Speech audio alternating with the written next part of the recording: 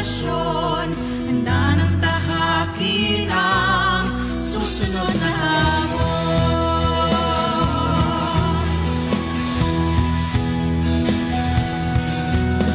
Iwan niyang magsisilbi sa bayan, husay at pangarap ang punan. Iskolar ng bayan, saan may aahon, pupuno ng inspirasyon. Pangarap ay di na imahinasyon, tumingala, oras natin ngayon.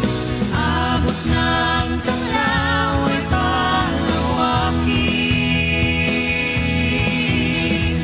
ani ng tagumpay, sigaw natin. Apat na haligi nagsilbing pundasyon, handa ng tahakin ang susunod na hamon.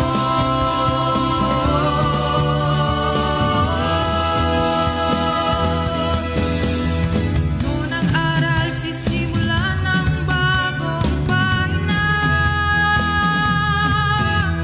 Ngayong magtatapos, bubukas ang bagong kabanata. Sa bawat hakbang natin tatahakin, Lahat ng biyuan nyo'y biglit natin. Sinag ng tanglaw ay di kukupas, handa nang harapin ang bagong bukas. Apat na haligi ng silbing pundasyon, tahanan ng biyuan nyo. Sinag ng tanglaw ay di kukupas, handa nang harapin ang bagong bukas. Apat na haligi ng silbing pundasyon, tahanan ng biyuan nyo, Uragon. Kami ang tanglaw, biyuan nyo, Uragon.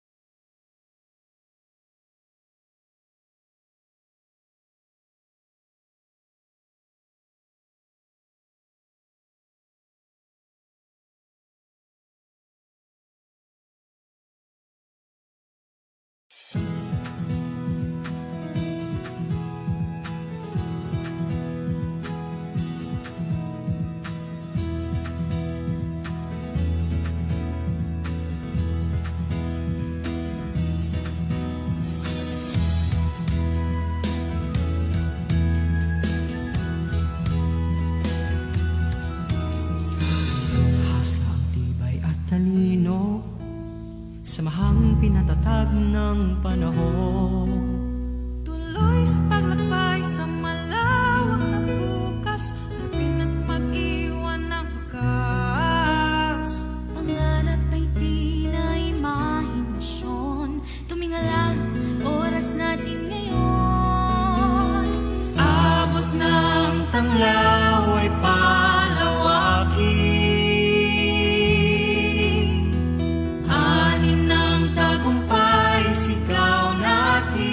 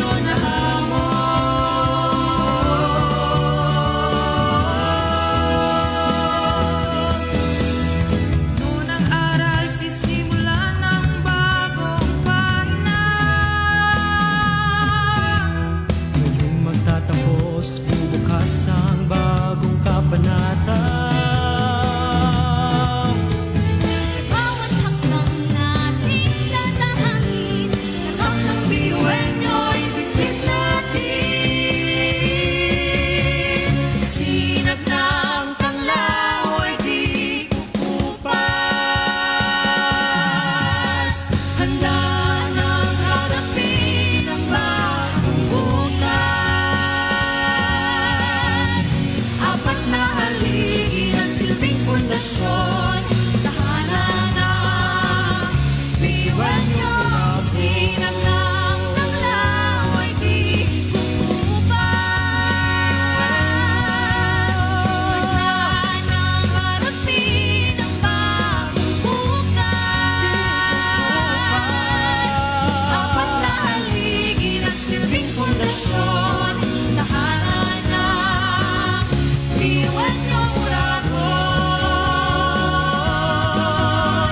Kami ang tanglaw, biniwan niyo uragon.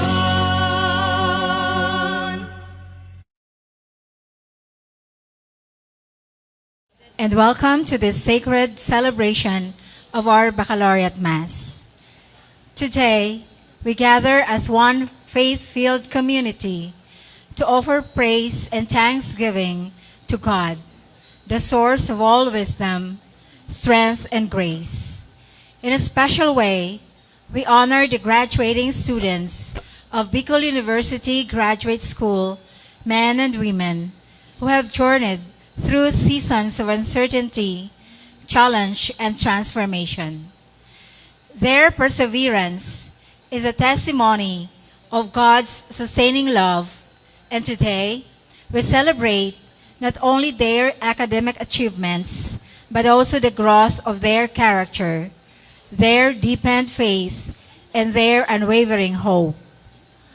We are also blessed to be joined by the people who stood by them, parents, guardians, families, friends, professors, and mentors, those who believe in them, lifted them in prayer, and helped shape the persons they have become. This Mass is our collective offering of gratitude for the journey that has been, and of trust for the journey that lies ahead. Together, we lift up the hopes, dreams, and futures of our graduates to the loving hands of our God, who makes all things beautiful in His time. Presiding over our celebration of Thanksgiving is our beloved Father Jonathan A. Letada, SVD. Now, with joyful and grateful hearts, let us rise and unite our voices in singing the entrance hymn.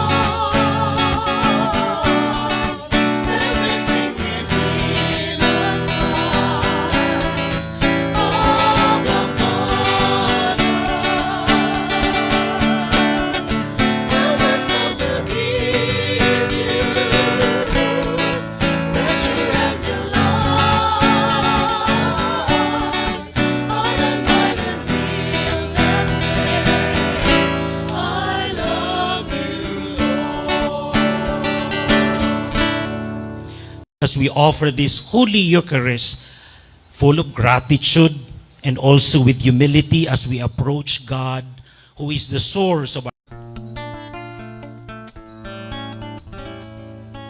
Lord of mercy, we have sinned against you.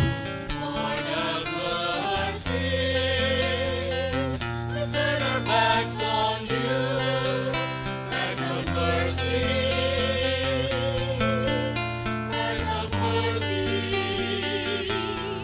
we want us through.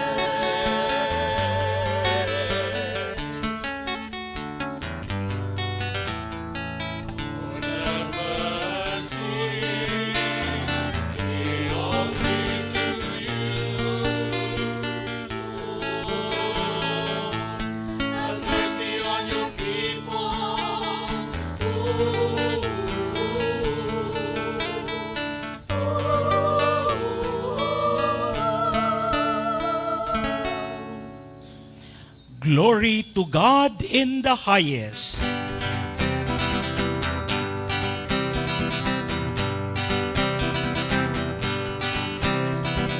be to the Father, glory be to the Son, glory be to the Spirit, all glory to our God. Praise you, we bless you, we give you thanks, we praise you for your glory. We praise you, we bless you, we worship you, O Lord our God. Glory be to the Father, glory be to the Son, glory be to the Spirit, glory be to the Father, glory be to the Son, glory be to the Spirit, all glory to our God. You alone are the Holy One, you alone are the Lord, with the Holy Spirit, in the glory of God. Glory be to the Father, glory be to the Son, glory be to the Spirit, all glory to our God. Let us pray. O God, who always listen mercifully to your servants in distress, we humbly beseech you, as we give thanks for your kindness, that free from all evil, we may constantly serve you in gladness. Through our Lord Jesus Christ, your Son, who lives and reigns with you, in the unity of the Holy Spirit, one God, forever and ever. Amen. Amen. Please be seated. Let us listen with the ear of our hearts to the readings.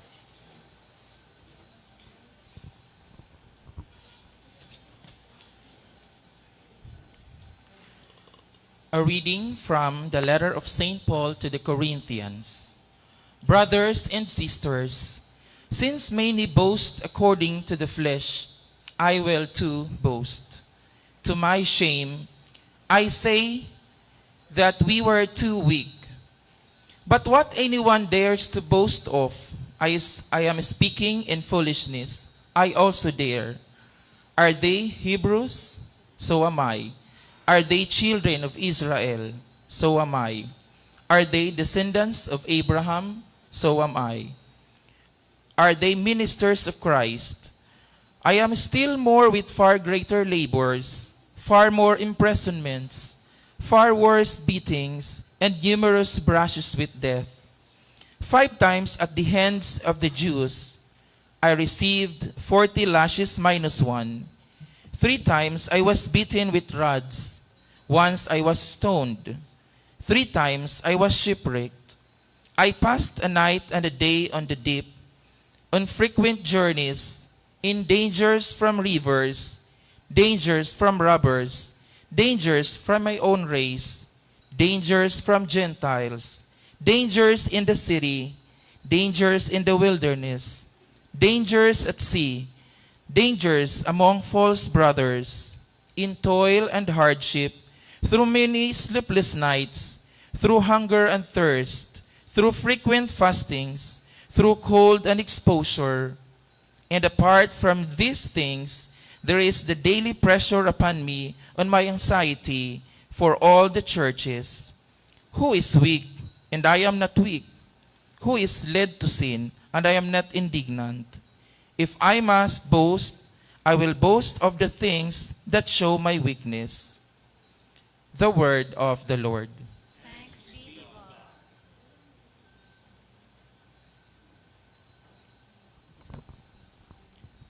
Responsorial Psalm Let our response be, from all their distress, God rescues the just. I will bless the Lord at all times. His praise shall be ever in my mouth. Let my soul glory in the Lord. The lowly will hear me and be glad. From all distress, God rescues the just. Glorify the Lord with me. Let us together extol his name. I sought the Lord, and he answered me, and delivered me from all my fears. From all distress, God rescues the rest. Look to him that you may be radiant with joy, and your faces may not blush with shame. When the poor one called out, the Lord heard, and from all his distress, he saved him. From all this distress, God rescues the just. Let us now stand to honor the gospel.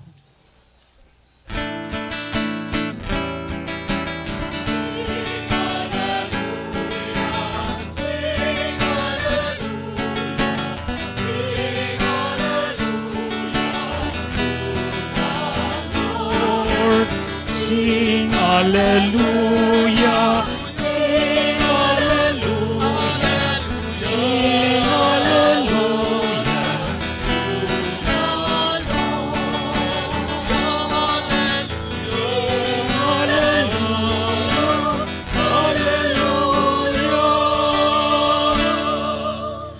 The Lord be with you.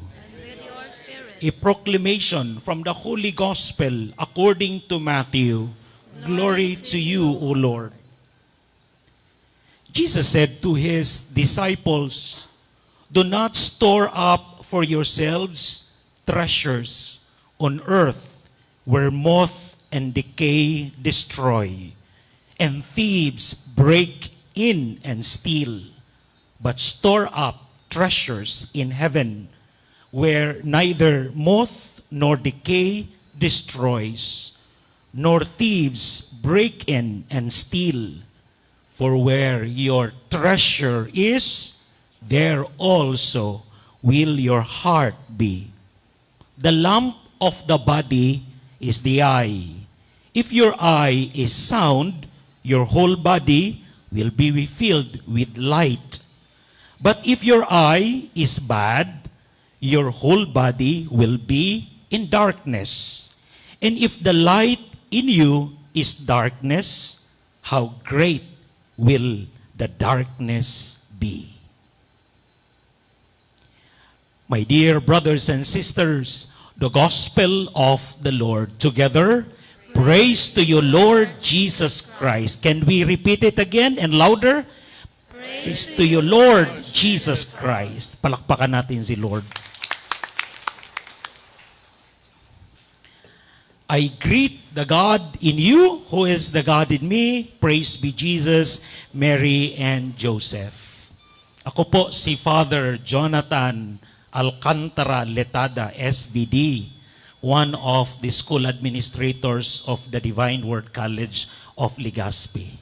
I am not an alumnus of BU, but until now, I'm still student in the graduate school. I just passed my 3-day mind-breaking comprehensive exams. You can resonate with me, all those preparations, and on the very day of the exam, how mind-blowing and mind-cracking the exam was. Tama po ba? Thank you, Lord. Nakapasa din kami. No? Mangiyak-ngiyak ako. That is not my homily. The keyword for this reflection is, I take it from the theme of your graduation this 2025. And the keyword is keywords. I would say keywords. Future-ready graduates.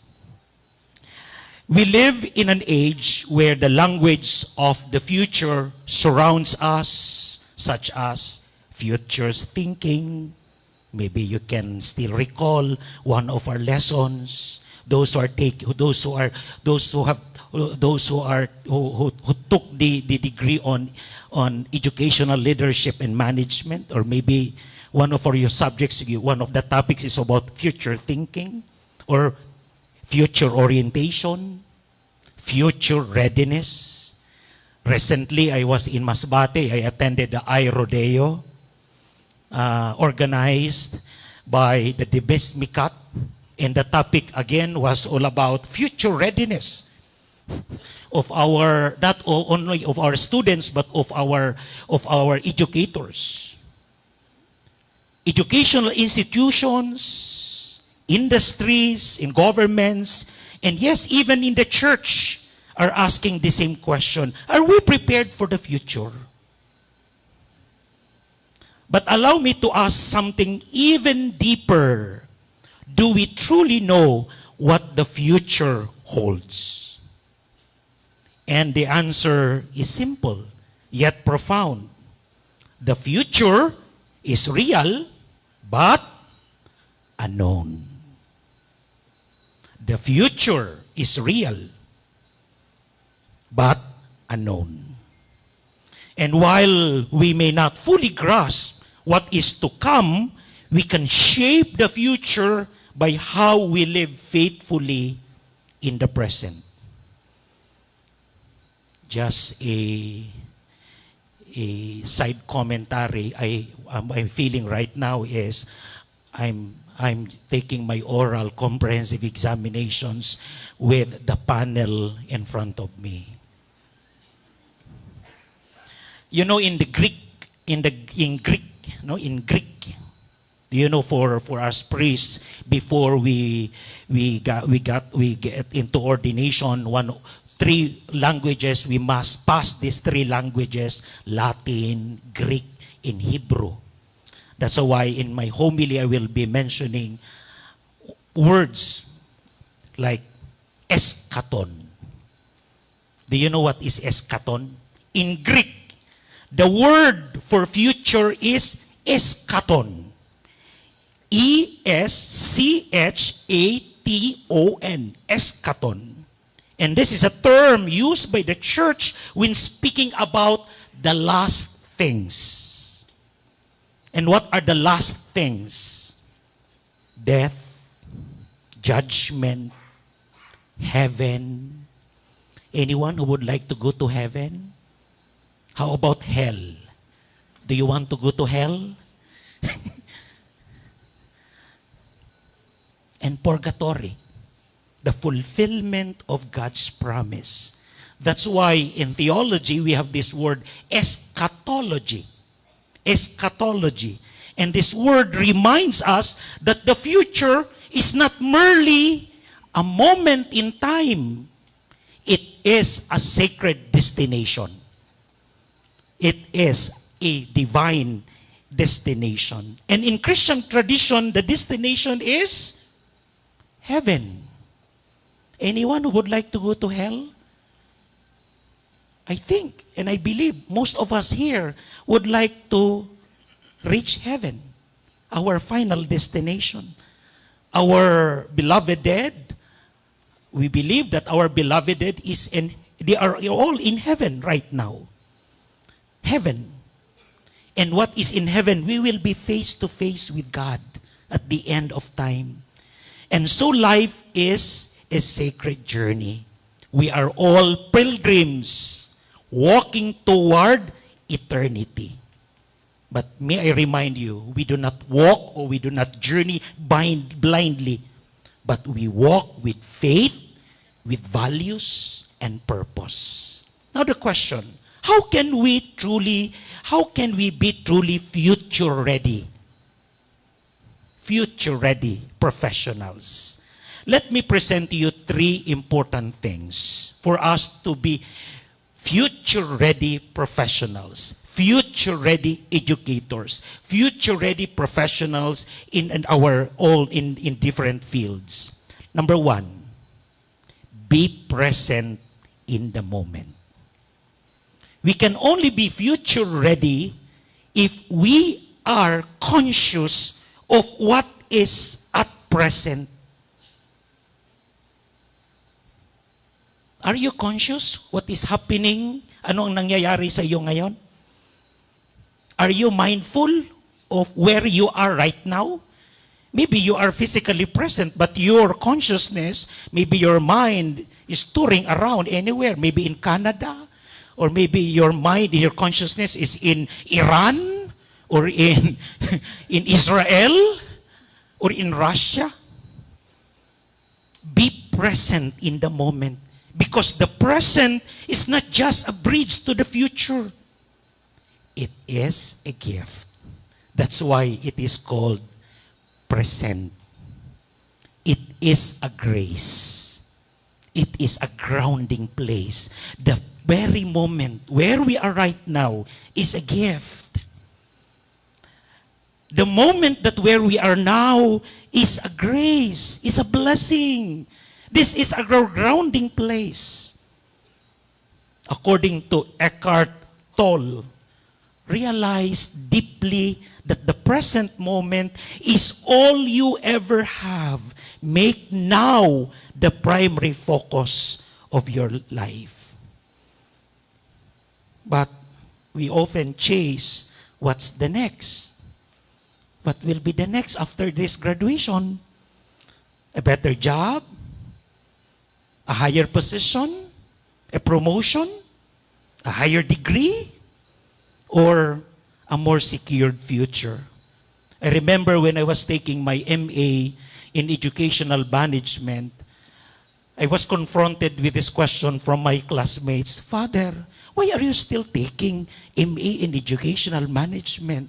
Do you want to be promoted? What will be the next after your MA? The same question. When I decided to take my doctorate in Bicol University, again, I was surrounded again with some curious fellow, and he asked me, Father, why are you still taking your doctoral degree? Do you want to become a bishop? What will be the next? But before we find and search for answer, please pause. Take a deep breath and give thanks of the gift, of the grace, of the blessing of the moment. Be present. Because you are a present, you are a gift. Appreciate the now. Focus on the now. We have a lot of horrors in the past. And we do not know what will happen tomorrow. Just focus on the now. On the now. The very moment you once prayed for, and celebrate it. Cherish it. Because the moment is sacred. Second, do you want to be future-ready professionals? Be anchored in what you truly are. Ulitin ko. Be anchored in who you truly are. Remember this. You are not a robot, You are not a machine made for outputs, nor a robot built for performance. You are a human being created in the image and likeness of God. Please don't forget that. You are a human person. You are a human being filled with soul, filled with intellect, filled with freedom, filled with dignity. Appreciate of your being human. I am a human being. And celebrate that humanity. Celebrate your being human. Huwag mo nang saktan because of some regrets, of some hurts and pains in the past. Let me return to the root word, human. Do you know where the word human come from? Where does the word human originate? Humus in Latin. What is humus? lupa, ground. That's why to be a human is to be grounded. Ha? Baka nakalutang ka na. Ha? Nakalutang ka na sa floor. Piliting mo, lutang ka na. Because of, wow, doktor na ako. Wow, may PhD na ako. Naglulutang ka na. May EDD na ako. May MA na ako. Oh. Please, remind yourself, you are humus. Please be grounded because to be human is to be grounded in truth. In your truth. To be grounded in your virtues. To be grounded in your God. That's why to be human is to be letter H, to be humble. Sorry ha, marami sa atin kapag meron ng posisyon, mayroon ng degree, mataas ang degree, feeling natin entitled tayo. It's a big temptation, especially for me, priest, Reverend Father, Reverend Father. But to tell you honestly, I don't receive any special favors in BO graduate school. Pumipila ako kapareho ng mga estudyante. Hindi, uy, Father, mauna ka na kasi pare ka. No. I don't experience special treatment and special favors from Dr. Mascareñas and even to Dr. Noli, professor ko sa quantitative method. Naka-experience nga ako dyan na, inano ako, INC ako. Yes. Yes. Humble. To be human is to be humble, not to be humbug. To be human is to be you, understanding. To be human is to be to be magnanimous. You have a big heart. Hindi big head, ha? Big heart. Hindi laki ulo, laki puso. To be human is to be to be amiable. To be human is to be to be noble. To be noble. Your humanity is your identity, and that identity is your anchor. Your worth is not defined by our worth is not defined by our grades. That's not defined with our honors and degree and possessions, because all of this are temporary. You are defined by the one who created you. You were born according to Pope Benedict XVI. You were born not for comfort, not for entitlement, but for greatness. Wow. The third and the final. Are you still listening? Wow, thank you. Third point. Know and hold on to your values. Know and hold on to your values. Yes, our degrees may open doors. Our titles may impress our school community, may impress others. But when the storms of life come, they will your values that what will keep you standing. Albert Einstein once said, try not to become a person of success, but rather a person of value. What do you stand for? What are the non-negotiables in your life? Let your truth, let your faith, let your compassion, and let your courage be your compass. Because the future is not just about greatness, it's about goodness. Anyone here who watched the animated film Kung Fu Panda. This big and fat, obese panda. Kung Fu Panda. Let me share a brief moment from the animated film Kung Fu Panda. Po, the bear, the panda, an unlikely hero, is chosen to be the dragon warrior. And he finally receives the legendary dragon scroll, rumored to contain the secret ultimate power. But when he opens it, with so much great anticipation, only to find that it is blank. Walang laman. And all he sees is a reflection of himself. He was confused. But later, he realized the truth. There is no secret ingredient. It's just you. The truth is, what you need for the future is already within you. Your courage, your faith, your values, your identity, your story, your soul. Because you are the best ingredient. You are enough. And you are the best tool for the future. Here are my final words. The future is not just about innovation. It's about formation. The future is not just about advancement in technology. It's all about transformation.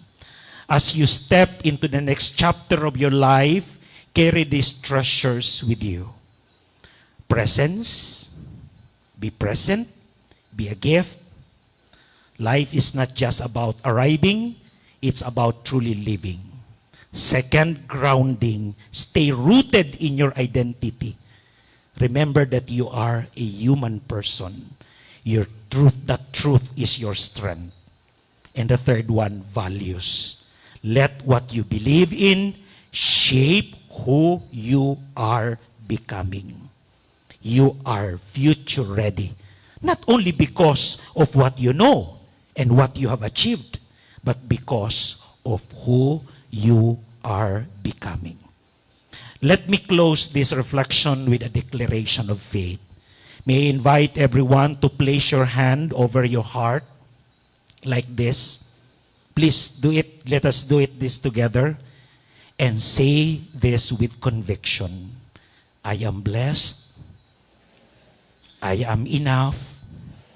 I am grateful. God is with me. All will be well. And together let us say, I am blessed. I am enough. I am grateful. God is with me. All will be well. For the last time, let us say together, I am blessed. I am enough. I am grateful. God is with me. All will be well. Amen. Please rise.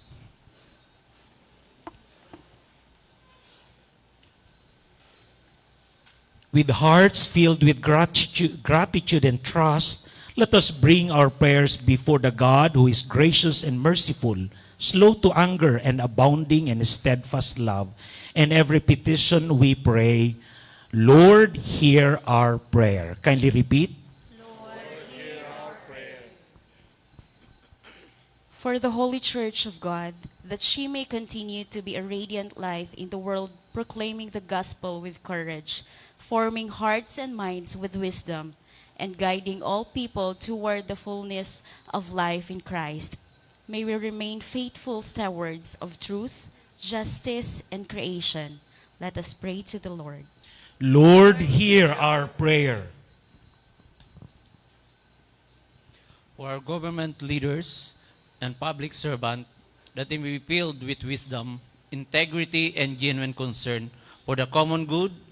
May their leadership be marked by justice, humility, and a heart for the poor and voiceless, so that our society may reflect the value of truth, equity, and peace. Let us pray to the Lord. Lord, hear our prayer.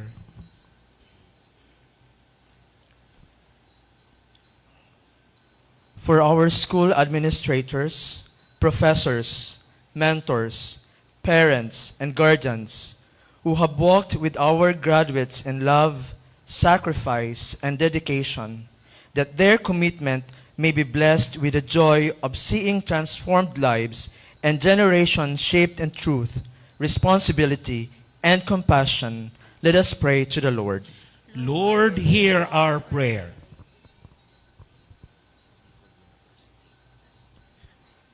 For the Bicol University community, together with our partner institutions and communities, that we may be a place where faith and reason flourish, where the dignity of every human person is honored, and where education forms not just intellects but hearts ready to serve. Let us pray to the Lord. Lord, hear our prayer.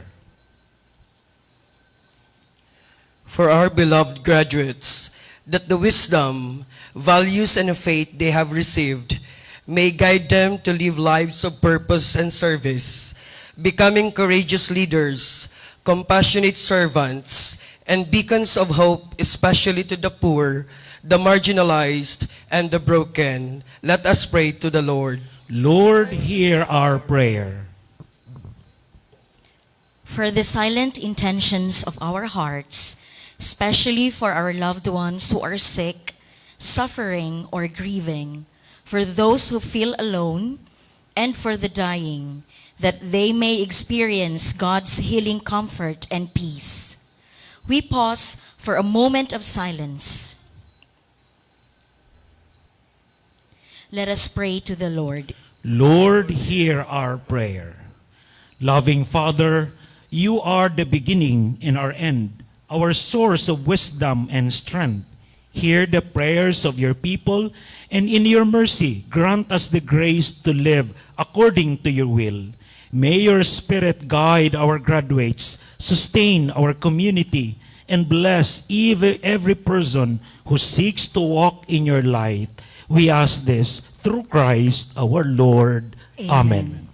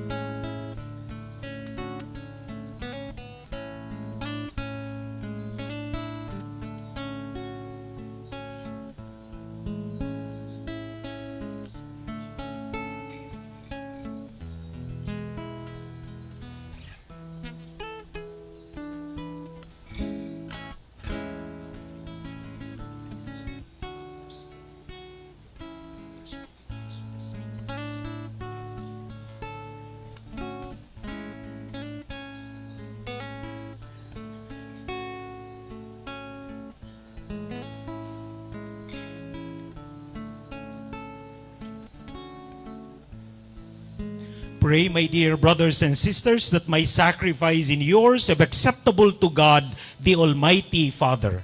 May the Lord accept the sacrifice at your hands for the praise and glory of his name, for our good and the good of all his holy church. O Lord, who gave us your Son to rescue us graciously from death and from every evil, accept, we pray, in mercy this sacrifice, which we offer you in thanksgiving for our deliverance from distress. Through Christ our Lord. Amen. The Lord be with you.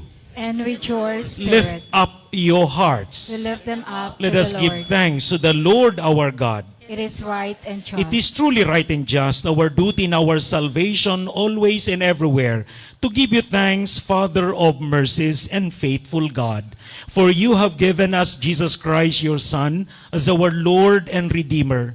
He always showed compassion for children and for the poor, for the sick and for sinners, and he became a neighbor to the oppressed and the afflicted. By word and deed, he announced to the world that you are our Father, that you care for all your sons and daughters. And so with all the angels and saints, we exalt and bless your name and sing the hymn of your glory as without end we acclaim.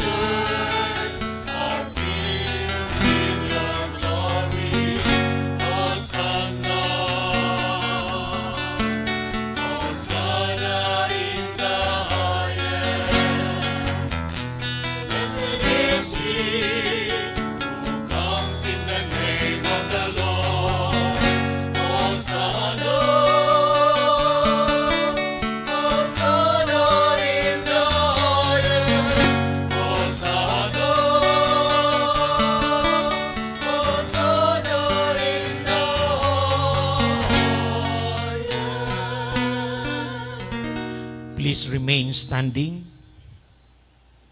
You are indeed holy, O Lord, the fount of all holiness. Make holy, therefore, these gifts, we pray, by sending down your Spirit upon them like the dewfall, so that may become for us the body and blood of our Lord Jesus Christ. At the time he was betrayed and entered willingly into his passion, he took bread and gave you thanks, broke it, and gave it to his disciples, saying, "Take this, all of you, and eat of it, for this is my body, which will be given up for you."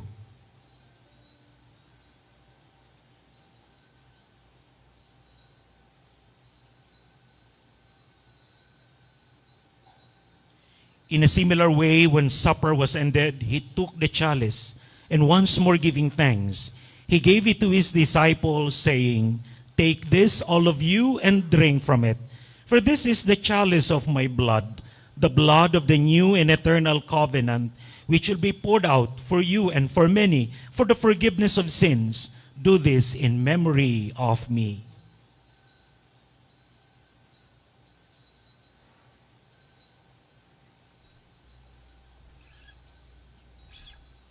The mystery of faith.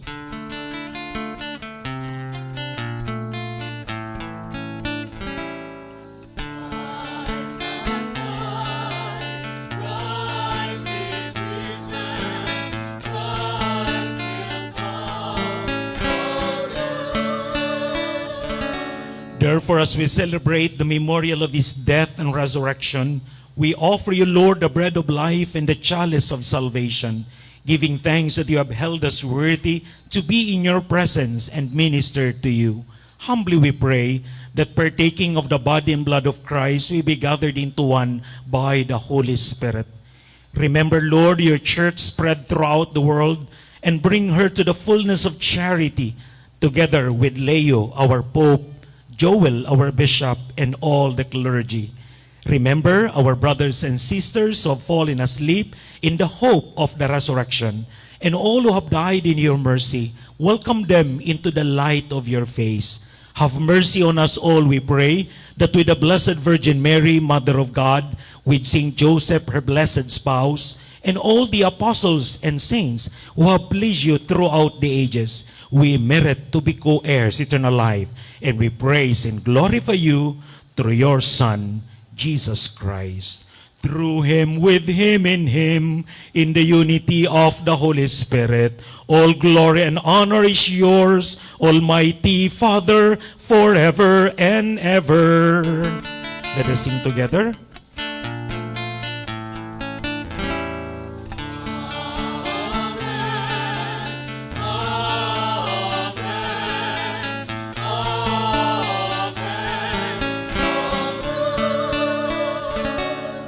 We are all children of God. We are children of the Father. So now we have all the courage to pray.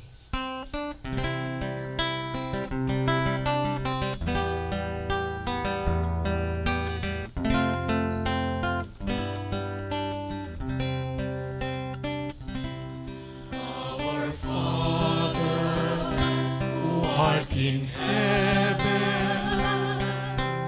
hallowed be thy name. Thy kingdom come, thy will be done on earth as it is in heaven. Give us this day our daily bread, and forgive us our trespasses, as we forgive those who trespass against us. And lead us not into temptation, but deliver us from evil. Deliver us, Lord, we pray, from every evil. Graciously grant peace in our days, that by the help of your mercy, we be always free from sin and safe from all distress, as we await the blessed hope and the coming of our Savior, Jesus Christ. For the kingdom, the power, and the glory are yours, now and forever.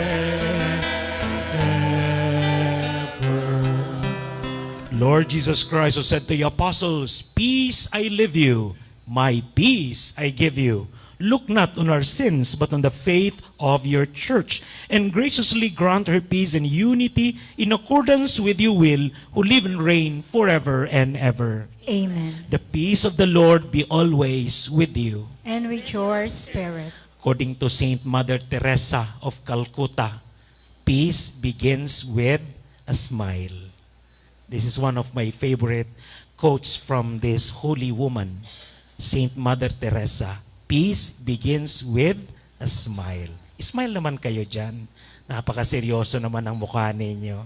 Di ba? Yung mga taong successful, di ba? Nakasmile.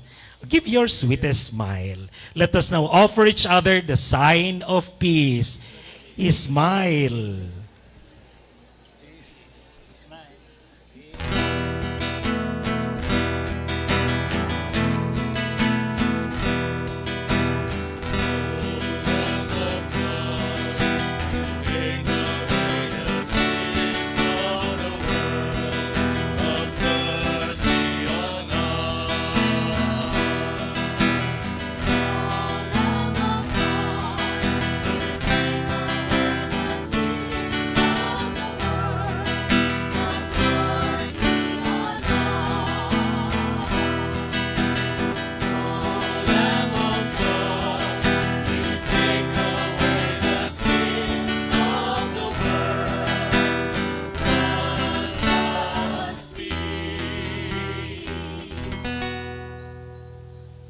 Please remain standing. My dear brothers and sisters, look at Jesus in our midst. He is our bread of life. He is our life, our eternal life. Receive Him in faith and gratitude. Jesus, the Lamb of God, who takes away the sins of the world. Happy are you who are called to partake in this Eucharistic meal together. Lord, I am not worthy that you should enter under my roof, but you only say the word, and my soul shall be healed. May the body and blood of Christ bring me to everlasting life. Amen.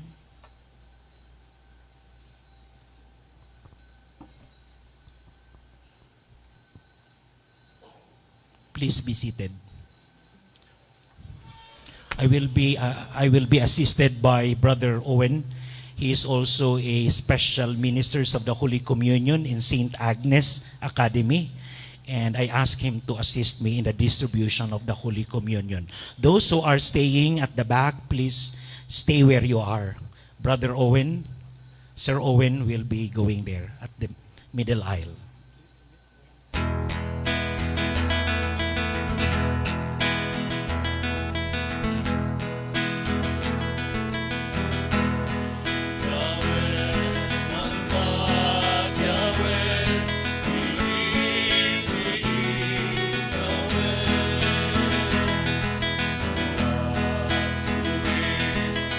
Always will be one name, one God.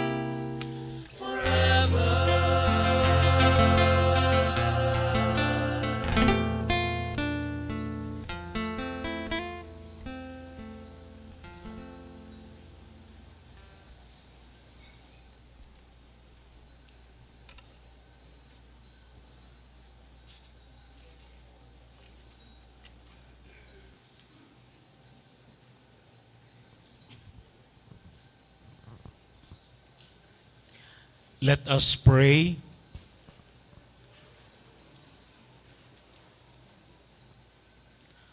Almighty God, who through this bread of life are pleased to free your servants from the bond of sin, and in your compassion to restore their strength, grant us to advance without hindrance towards the hope of glory through Christ our Lord. Amen. So Let do you have us some hear. announcements? Let us hear a word of thanks by Ms. Joan C. Alejo, Bicol University Graduate School Alumni President, Batch 2025. Good afternoon, everyone.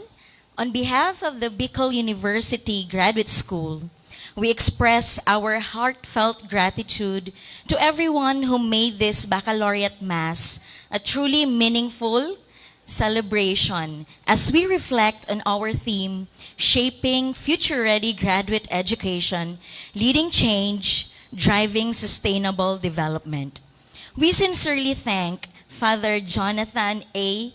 Letada, SVD, a classmate also, for presiding over our Eucharistic celebration and for his inspiring words that strengthen our faith as we move forward in our journey. We also gratefully acknowledge and give our thanks to the presence and leadership of Dr. Baby Boy Benjamin D. Nebres III, our university president, our guest speaker, Dr. Alberto P. Aquino, Dr. Noli Mascareñas, and our esteemed Vice Presidents, Dr. Maria Julieta B. Boris, VPAA, Dr. Lani L. Maceda, our VP RDE, Professor Sonny A. Ramos, VPPD, and Mr. Cyrus A. Barameda, our VPAF.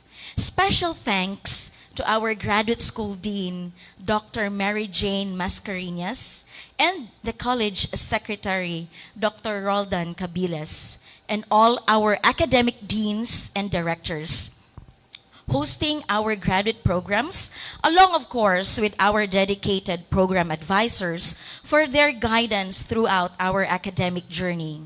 We also extend our appreciation to the BUGS alumni officers of Batch 2025 and the BUGS Student Council for their active participation, and the Sonata Choir for uplifting our spirits through their beautiful music. Our sincerest thanks as well to the university's CPRO team, which is led by Dr. Renelyn E. Bautista, for bringing this celebration to a wider community through live streaming. We acknowledge our commentator, Dr. Norma Magdato, the offerers, and all the non-teaching and personnel and support staff of Cluster 2, whose quiet but significant contributions made this event possible. And most importantly, thank you to our graduates and to their proud parents. Congratulations and thank you for your unwavering commitment and support. Diyos mabalos, Diyos mapadagos.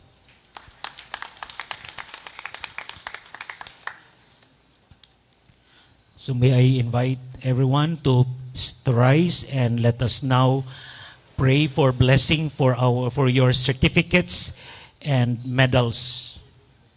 Our help is in the name of the Lord who made heaven and earth.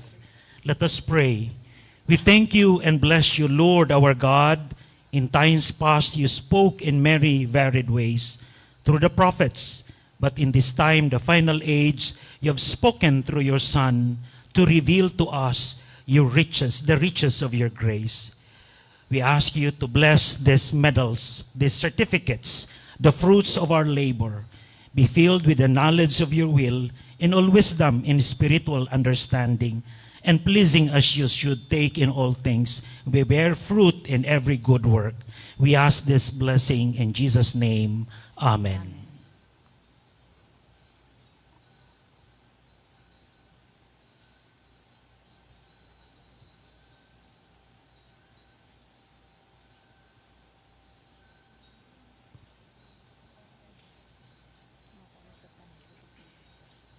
So before the final blessing, allow me to say thank you, Dr. Jane Mascareñas, and also Dr. Roldan Cabilis, my kababayan, my fellow Masbateño. Thank you for this opportunity to preside over this Holy Mass. Maybe next year, that is in anticipation, by 2026, I will be part of this Baccalaureate Mass.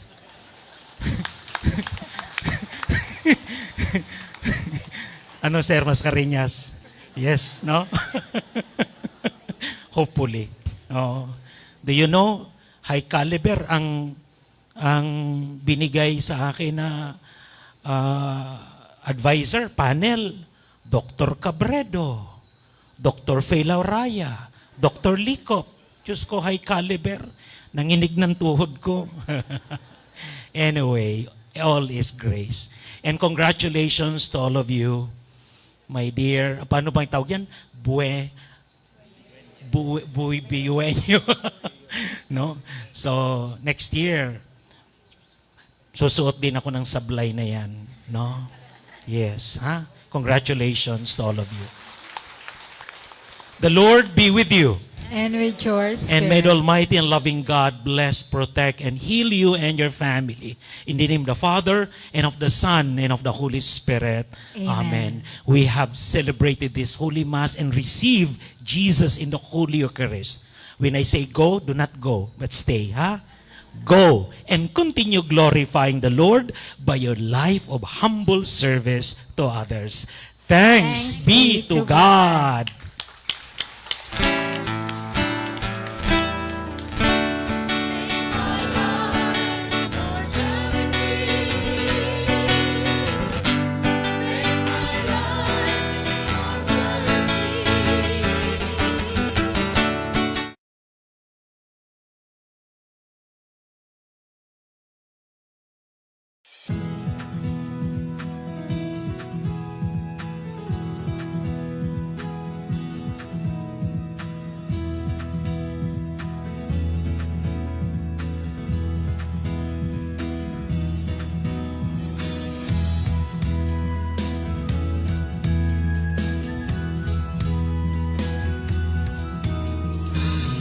Sa tibay at talino, samahang pinatatag ng panahon.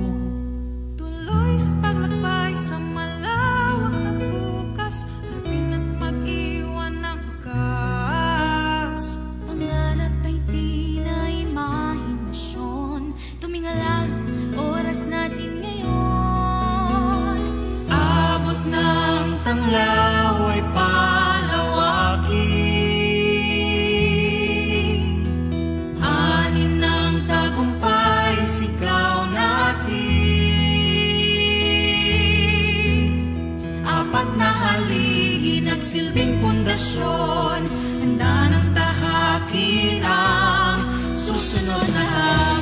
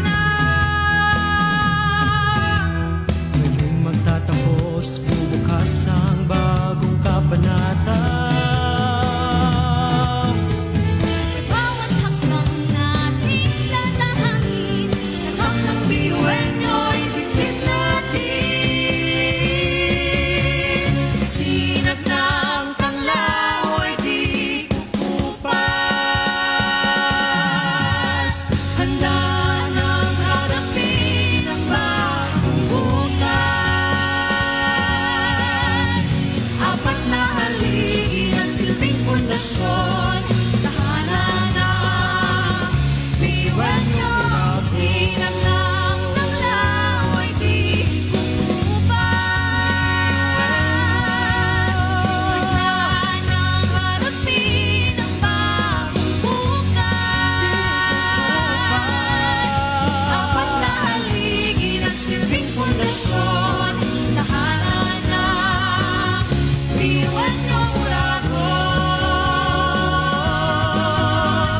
Kami ang tanglaw, biwan niyong uragon.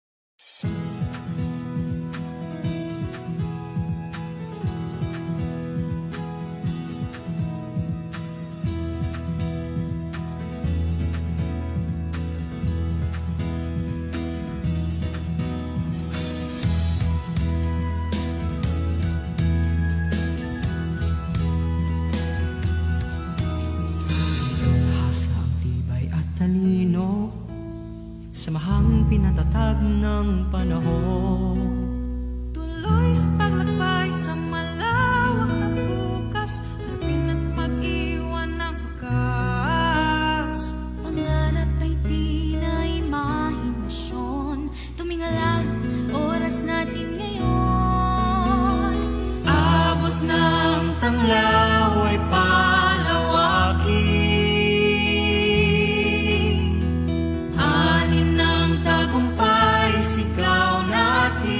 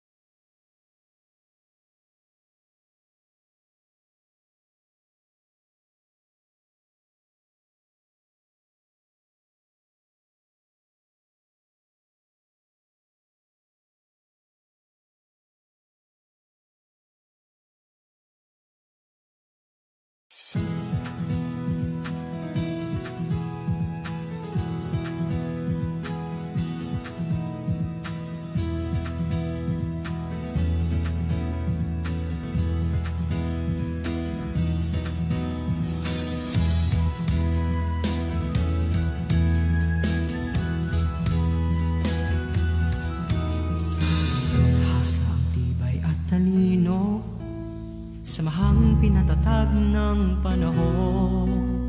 Tuloy sa paglakbay sa malawak na bukas, harapin at mag-iwan ng wakas. Pangarap ay di na imahinasyon. Tumingala, oras natin ngayon. Abot ng tanglaw ay palawakin.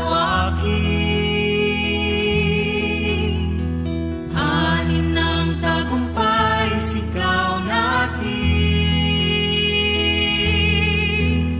Apat na haligi, nagsilbing pundasyon. Handa ng tahakin ang susunod na hamon.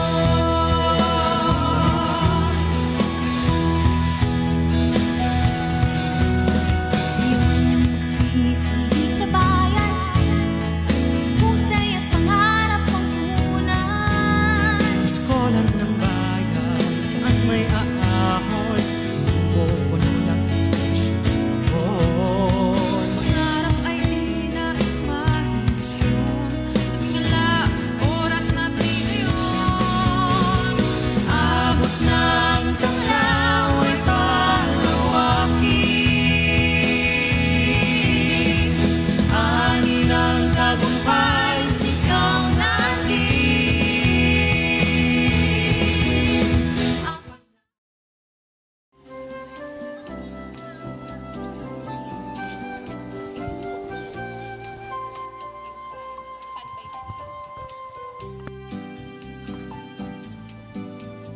Hello, mic test. Hello, mic test.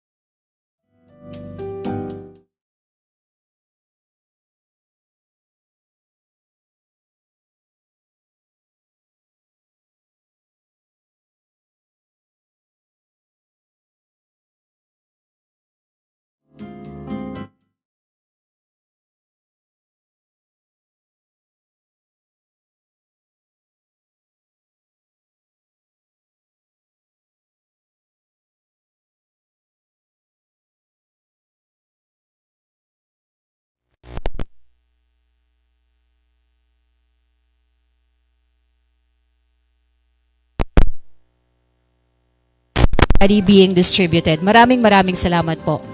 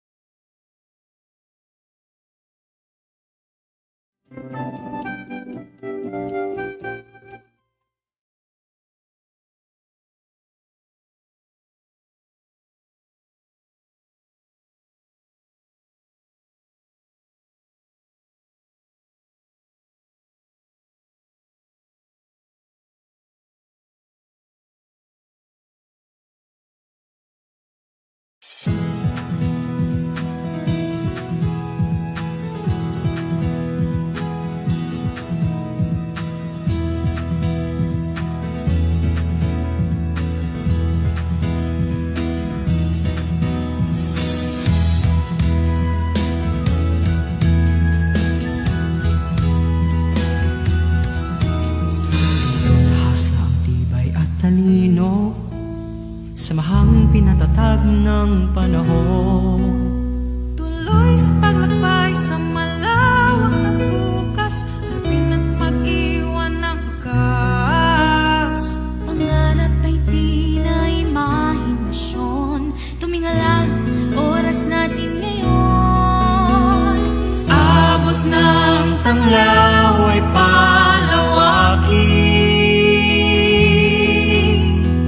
anin ng tagumpay sigaw natin. Apat na haligi nagsilbing pundasyon, handa ng tahakin ang susunod na hamon.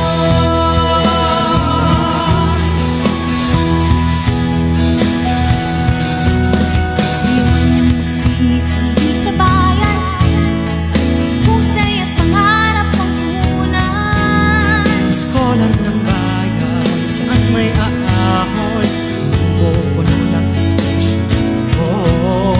Pangarap ay di na imahinasyon, tumingala, oras natin ngayon. Abot ng tanglaw ay palawakin, ani ng tagumpay sigaw natin. Apat na haligi nagsilbing pundasyon, handa ng tahakin ang susunod na hamon.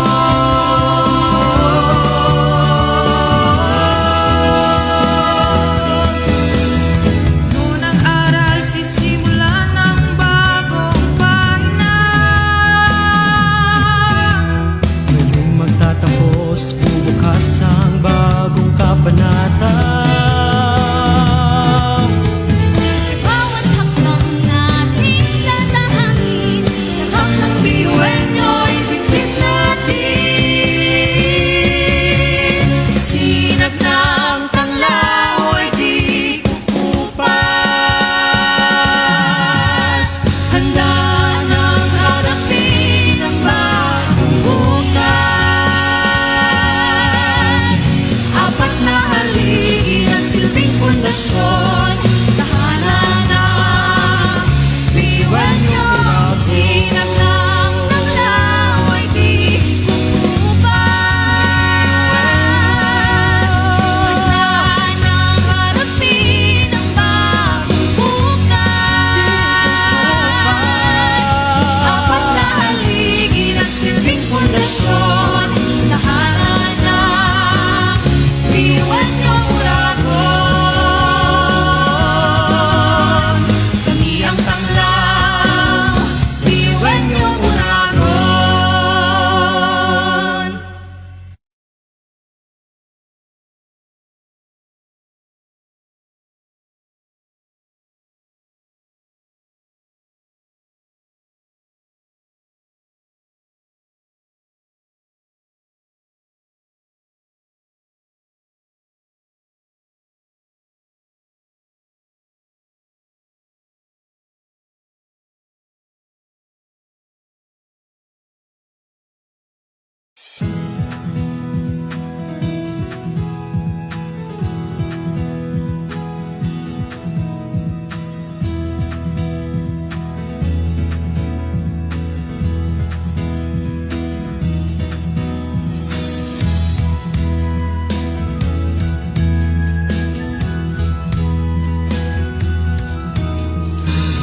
Hasa ang tibay at talino, samahang pinatatag ng panahon.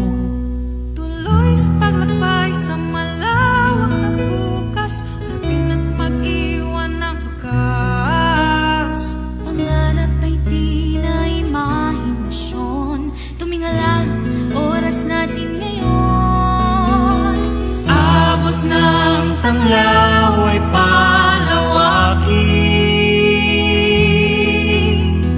anin ng tagumpay sigaw natin.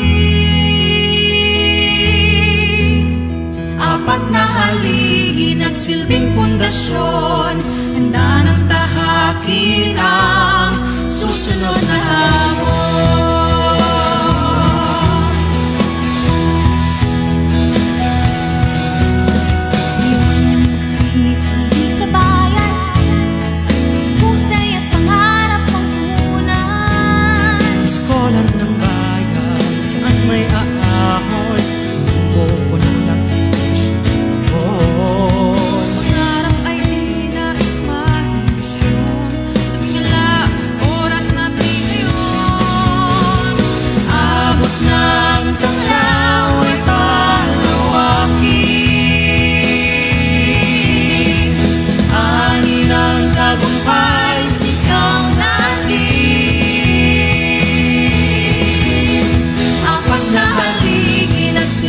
pundasyon. Handa ng bahagi ng susunod na hamon.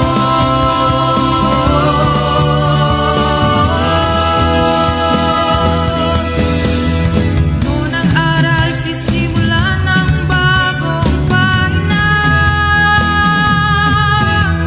Ngayong magtatapos, bubukas ang bagong kabanata.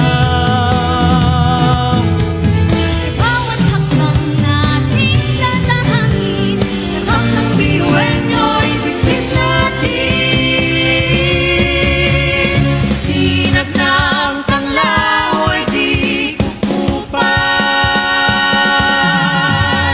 Handa nang harapin ang bagong bukas. Apat na haligi ng silbing pundasyon. Tahanan na biyuan nyo. Sinag ng tanglaw ay di kukupas. Handa nang harapin ang bagong bukas. Apat na haligi ng silbing pundasyon. Tahanan na biyuan nyo, Uragon. Kami ang tanglaw, biyuan nyo, Uragon.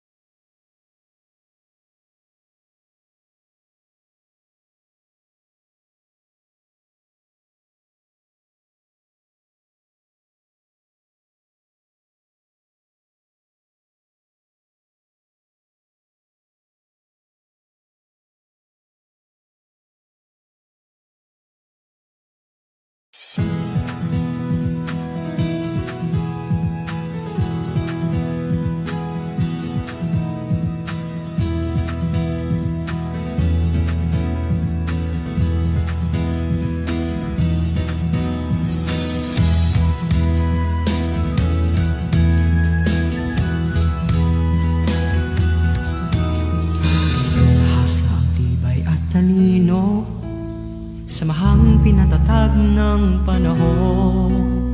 Tuloy sa paglakbay sa malawak na bukas. Harapin at mag-iwan ng wakas. Pangarap ay di na imahinasyon. Tumingala, oras natin ngayon. Abot ng tanglaw ay palawakin.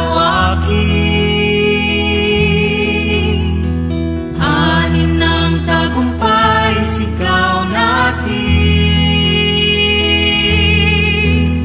Apat na haligi nagsilbing pundasyon. Handa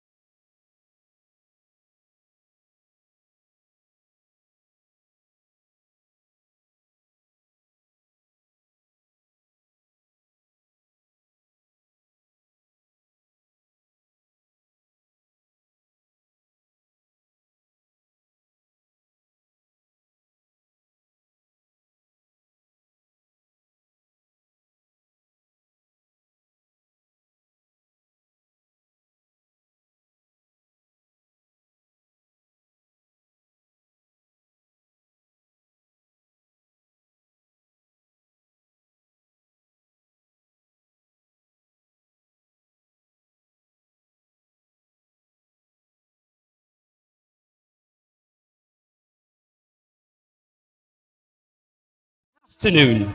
It is with great pleasure that we welcome you to the Bicol University Graduate School Recognition Day 2025, live here at the Pepperland Hotel, Legazpi. This year's theme, Shaping Future-Ready Graduate Education, Leading Change, Driving Sustainable Development, underscores our collective commitment to academic excellence and societal progress. Today, we come together to honor the perseverance, dedication, and outstanding achievements of our graduates. In an age defined by unprecedented connectivity and rapid transformation, you have demonstrated remarkable professionalism and adaptability. As stewards of knowledge and catalysts for positive change, you are uniquely positioned to address the complex challenges of our time and to contribute meaningfully to the advancement of humanity. My name is Dimson Rivero. And I am Grace Velasco. It is our distinct honor to serve as your hosts for this momentous occasion. At this time, may I kindly request everyone to please rise. And now, ladies and gentlemen, the processional.